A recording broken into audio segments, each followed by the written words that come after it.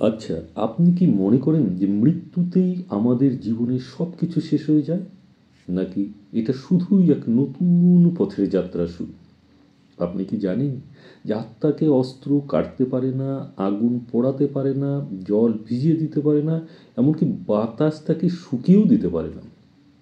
সম্মানীয় দর্শকবৃন্দ, আজ আমরা শুনব ভগবত গীতার এমন এক অনন্ত সত্য, এক অনন্ত বাণী, যা আমার আপনার চিন্তা চেতনা বদলে দিতে পারে, আমাদের ক্রিয়াকর্ম বদলে দিতে পারে, আমাদের বস্তুগত এবং অপার্থিব অর্থাৎ আধ্যাত্মিক জীবনকে বদলে দিতে পারে। তো শেষ পর্যন্ত ভিডিওটি ধৈর্য ধরে শুনবেন, এবং যদি ভিডিওটি ভালো লাগে তাহলে অবশ্যই ভিডিওটিকে লাইক করবেন, কমেন্ট করবেন, চ্যানেলটিকে সাবস্ক্রাইব করে পাশে থাকবেন। গীতার দ্বিতীয় অধ্যায়ের 22 এবং 23 নম্বর শ্লোকে ভগবান শ্রীকৃষ্ণ অর্জুনকে বোঝাচ্ছেন যে জীবনের সবচেয়ে বড় রহস্য হচ্ছে আত্মার অমরত্ব।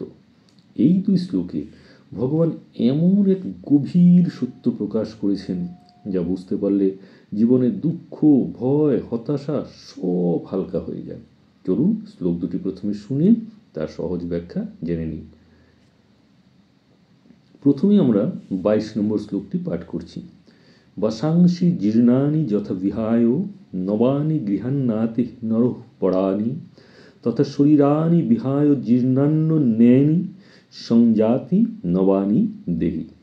এবং 23 নম্বর শ্লোকটি হচ্ছে নৈনং ছিন্দস্তি শস্ত্রাণি নৈনং দহতি পাবক ন চৈনং ক্লেদয়ন্তাপ ন শোষয়তি মারুত। তো গীতা শ্লোকের দ্বিতীয় অধ্যায় 22 নম্বর প্রথমটির আমরা সহজ ব্যাখ্যাটি আমরা জেনে নিই, যেখানে ভগবান শ্রীকৃষ্ণ বলেছেন যেমন আমরা পুরনো জামাকাপড় ফেলে দিয়ে নতুন পোশাক পরি, ঠিক তেমনই দেহি অর্থাৎ আমাদের যে আত্মা, অন্তরাত্মা, পুরনো দেহ ত্যাগ করে নতুন দেহ গ্রহণ করে। দেহ হলো ব্যবহারযোগ্য, কিন্তু আত্মা কিন্তু চিরন্তন। একটি পোশাক ছিঁড়ে গেলে যেমন আমাদের কিছুই যায় আসে না, ঠিক তেমনই দেহ শেষ হলেও কিন্তু আমাদের আত্মার কোনো ক্ষতি হয় না। যদিও আমরা অজ্ঞানবশত আমরা দেহকেই কিন্তু আমরা সমস্ত কিছু ধরি, তাই আমরা দেহ নিয়ে কিন্তু আমরা সবসময় মেতে আছি। আমার শরীর, আমার এই দেখতে ভালো কে, কে মোটা, কে সরু, কে ফর্সা, কে কালো, সৌন্দর্য ইত্যাদি কিছু সব কিছু কিন্তু আমার দেহকে নিয়ে। কিন্তু আমার ভেতরে যে আত্মা, অন্তরাত্মা রয়েছে, যেখানে ভগবান জীবাত্মা বসবাস করেন, সেই সম্পর্কে কিন্তু আমরা অজ্ঞানতাবশত সমস্ত কিছু ভুলে থাকি। কিন্তু ভগবদ্গীতার এই শ্লোক কিন্তু সেই কঠিন অথচ সহজ সত্যটি আমাদের সামনে তুলে ধরেন। তো চলুন আরও এগিয়ে যাই। তো এই শ্লোক আমাদের শেখায় মৃত্যু কখনোই শেষ নয়, এটা শুধুমাত্র দেহ বদল। অর্থাৎ মৃত্যু নিয়ে আর ভয় নেই, বরং জীবনের প্রতিটি মুহূর্তকে আমরা অর্থবহ করে তুলব। আমাদের ঈশ্বরের আশীর্বাদ আছে আমাদের, এই মনে করে তার প্রতি আমাদের নিবেদিত প্রাণ হতে হবে। এবার চলুন ভগবান শ্রীকৃষ্ণের শ্লোকের 23 নম্বরের সহজ ব্যাখ্যাটি জেনে নিই। এই শ্লোকে ভগবান আত্মার অক্ষয় শক্তিকে তুলে ধরেছেন। আত্মাকে কোনো অস্ত্র কাটতে পারে না, আত্মাকে আগুন পোড়াতে পারে না, জল ভেজাতে পারে না, এমনকি বাতাস তাকে শুকিয়েও দিতে পারে না। কারণ আর কিছুই নয়, কারণ আত্মা হলো জন্মহীন, মৃত্যুহীন, অমর এবং অবিনশ্বর। ওই যে বললাম আমরা দেহ সম্বন্ধে ভাবনার মধ্যে পড়ে যাই, কিন্তু এই শ্লোক মনে করিয়ে দেয় আমি দেহ নই, আমি আসলে আত্মা। আর আত্মা কখনো বিনষ্ট হয় না। যখন আমরা এই সহজ সত্যটি বুঝি, তখন আমাদের পার্থিব কষ্ট, বিচ্ছেদ, মৃত্যু এগুলো গ্রহণ করা অনেক সহজ হয়ে যায়। আমরা খুব সহজেই তখন মেনে নিতে পারি। আমরা শোকে মুহ্যমান হয়ে পড়ি না, শোকে কাতর হয়ে পড়ি না।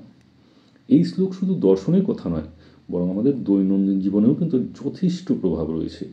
কেউ প্রিয়জন হারালে আমরা যদি এই শ্লোক মনে করি, আমাদের কিন্তু সেই শোকাতুর ভাব কিন্তু অনেকটাই কমে যেতে পারে। আমরা যদি ভাবি যে তার দেহ বদল হয়েছে, কিন্তু সে অমর, সে ঈশ্বর আশীর্বাদ যুক্ত, সে অবিনশ্বর, তাহলে দেখবেন আমাদের এই শোক কিন্তু কেটে গিয়ে আমাদের ভেতর অনেক বেশি সহজ মনে হবে। আমাদের গ্রহণ করার শক্তি, সত্যকে গ্রহণ করার যে সত্যি, সেটা কিন্তু অনেক বেশি গ্রহণীয় হয়ে উঠবে। মৃত্যু ভয়, ব্যর্থতার ভয়, জীবনের অনিশ্চয়তা সবাইকে মোকাবিলা করার সাহস জাগে। কারণ আমরা জানি আমাদের প্রকৃত সত্য অক্ষয়। যেহেতু দেহ নশ্বর, তাই ক্ষণিক আবেগ, রাগ, লোভ নয়, এবং আত্মার উন্নতি, পবিত্রতা, সৎ কাজ এগুলোই আমাদের জীবনে সবচেয়ে বেশি জরুরি, এবং এগুলোকেই আমরা প্রাধান্য দেব। গীতার 22 এবং 23 নম্বর শ্লোক আমাদের আরও শেখায় যে জীবন ক্ষণস্থায়ী, কিন্তু আত্মা অনন্ত। দেহ পুরনো হলে বদলায়, কিন্তু আমরা অপরিবর্তনীয়, অবিনশ্বর।